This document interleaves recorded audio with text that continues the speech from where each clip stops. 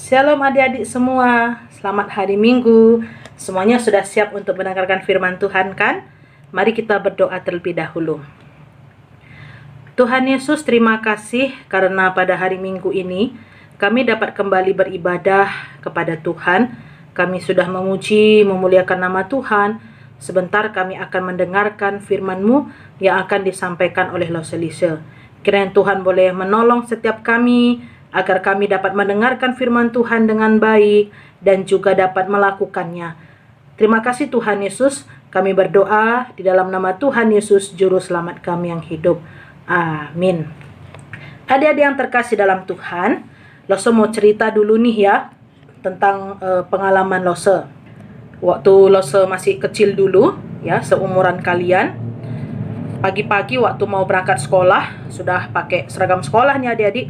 Waktu itu sarapan ya, Lose minum susu di gelas karena Lose ndak hati-hati sehingga susunya tumpah ke seragamnya Lose. Wah, basah kotor semua. Lose waktu itu takut sekali, takut dimarahi sama mama karena mamanya Lose juga lagi sibuk ngurusi adik Lose yang 2 orang. Lose punya 2 adik, 2 orang kan masih kecil ya. Lose waktu itu takut, waduh gimana ini begitu ya. Akhirnya waktu mama Lose datang, Lose minta maaf. Maaf ma, karena ndak hati-hati, susunya tumpah, baju seragamnya semuanya kotor. Lalu mamanya Lose berkata, ya mama maafkan, tapi lain kali jangan diulangi loh. Lain kali harus lebih hati-hati loh. Ya. Nah adik-adik, waktu Lose dimaafkan, rasanya itu senang sekali. Tadi pertamanya kan Lose takut ya, karena Lose takut dimarahi. Tapi karena mamanya Lose memaafkan, Lose tidak jadi dimarahi, tidak jadi dihukum, Lose senang sekali. Tapi Lose juga berjanji, lain kali akan lebih hati-hati dan tidak mengulangi kesalahan yang sama. Ya. Nah, adik-adik, ketika kita tidak jadi dimarahi, tidak jadi dihukum karena kejahatan kita pasti merasa senang sekali. Hal ini juga dialami oleh bangsa Niniwe. Ketika mereka bertobat dan Tuhan tidak jadi menghukum orang Niniwe sangat senang sekali. Adik-adik pasti masih ingat kan cerita firman Tuhan minggu lalu, yaitu tentang Yunus yang diperintahkan Tuhan untuk pergi ke kota Niniwe.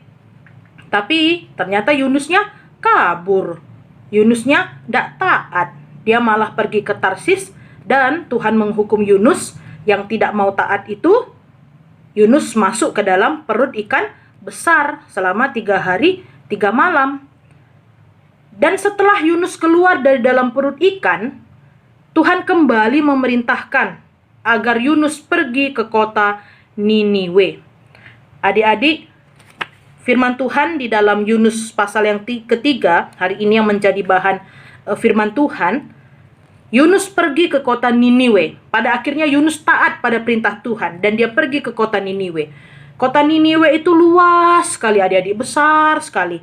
Firman Tuhan berkata, untuk kita mengelilingi kota Niniwe di ayat yang ketiga, Yunus pasal 3, selama 3 hari perjalanan adik-adik. Kalau kita memang ingin ngelilingi seluruh kota Niniwe itu, selama 3 hari perjalanan baru bisa terkelilingi semuanya. Dan Yunus ini pun pergilah ke kota Niniwe. Butuh waktu sehari untuk dia sampai ke pusat kotanya. Ketika Yunus sampai di tengah kota Niniwe, Yunus berkata demikian, firman Tuhan datang kepadaku, 40 hari lagi Niniwe ini akan dihukum Tuhan. Maka kalian harus bertobat dari kejahatan kalian. Wah, selama 40 hari adik-adik diberikan waktu oleh Tuhan supaya orang Niniwe ini bertobat, tidak melakukan kejahatan, tidak melakukan dosa lagi. Waktunya 40 hari. Dan apakah orang Niniwe menunggu? Masih 40 hari, masih sebulan lebih, masih lama. Santai-santai aja. Nanti hari ke-39 baru kita bertobat. Baru kita minta ampun sama Tuhan. Gak apa-apa wes, nanti aja. Apakah seperti itu yang dikatakan oleh orang Niniwe? Oh, ternyata tidak adik-adik. Tidak sampai nunggu 40 hari, di saat itu juga setelah Yunus selesai menyampaikan firman Tuhan, di saat itu juga orang Niniwe mengumumkan bahwa kita semuanya harus bertobat. Kita harus percaya kepada Tuhan Allah. Semua orang, baik anak-anak maupun orang dewasa, mengenakan kain kabung. Apa artinya mengenakan kain kabung? Artinya mereka merendahkan diri, merendahkan hati di hadapan Tuhan. Minta ampun kepada Tuhan atas dosa-dosa yang sudah mereka lakukan. Dan setelah kabar ini sampai kepada raja, jadi raja mendengar, loh, orang Niniwe sudah mulai bertobat, sudah mulai minta ampun kepada Tuhan. Raja mendengar, kemudian raja mengeluarkan perintah. Semua penduduk Niniwe, manusia, bahkan hewan ternak harus puasa. Loh, ternyata bukan manusianya tok yang puasa adik-adik. Semua hewan ternak, lembu, sapi, kambing, domba harus puasa, tidak boleh makan, minum, dan juga mengenakan kain kabung. Dengan berpuasa dan mengenakan kain kabung, itu artinya mereka merendahkan hati di hadapan Tuhan, memohon ampun kepada Tuhan. Kata Raja Niniwe, semua orang harus melakukan supaya Tuhan Allah tidak menghukum kita, supaya Tuhan Allah tidak mendatangkan murkanya kepada kita, supaya kita tidak binasa. Jadi adik-adik, semua orang Niniwe itu, raja semua, berpuasa dan sungguh-sungguh minta ampun kepada Tuhan dan berjanji, Tuhan, kami tidak mau melakukan kesalahan yang sama. Kami tidak mau berbuat jahat lagi. Kami sungguh-sungguh mau melakukan firman Tuhan. Dan apa yang terjadi adik-adik?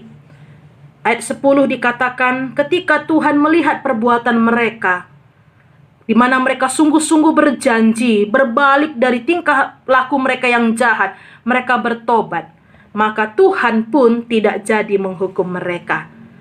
Tuhan tidak jadi mendatangkan malapetaka kepada mereka, tidak jadi menghukum mereka, karena mereka sekarang bertobat.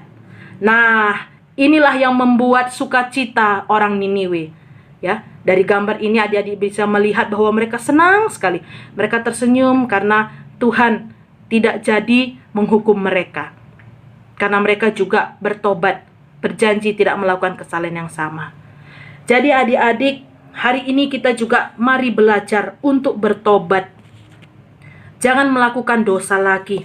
Berbalik dari segala perbuatan kita yang jahat, yang nakal, yang tidak sesuai dengan firman Tuhan. Kita semua harus bertobat dan berjanji untuk menjadi anak yang taat, anak yang baik, hidup dengan benar. Karena apa? Karena Tuhan Yesus pun sudah mati untuk mengampuni dosa-dosa kita.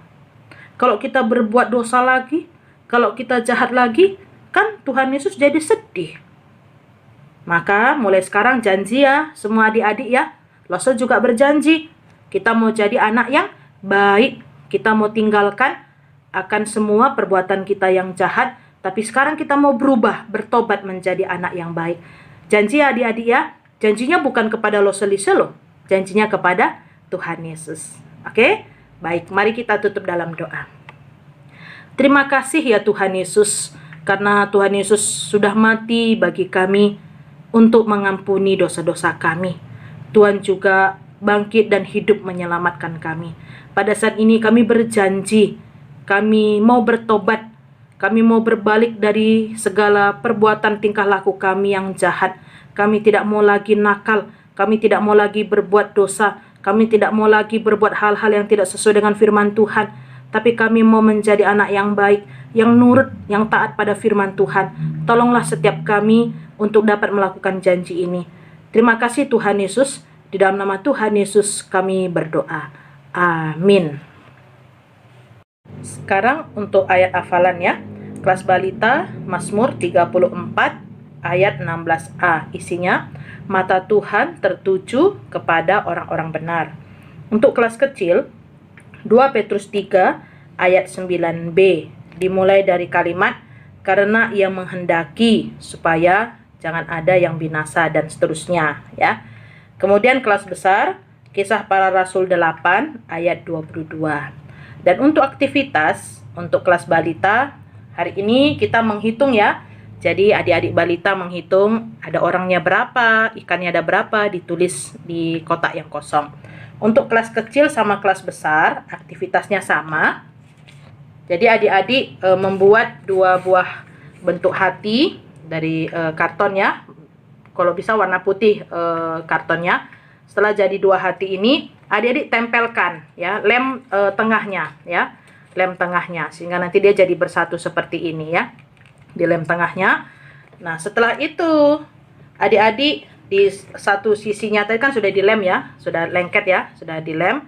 Satu sisinya ini kita buka ya, kita buka. Ditulis dulu hati yang lama ya, hati yang lama.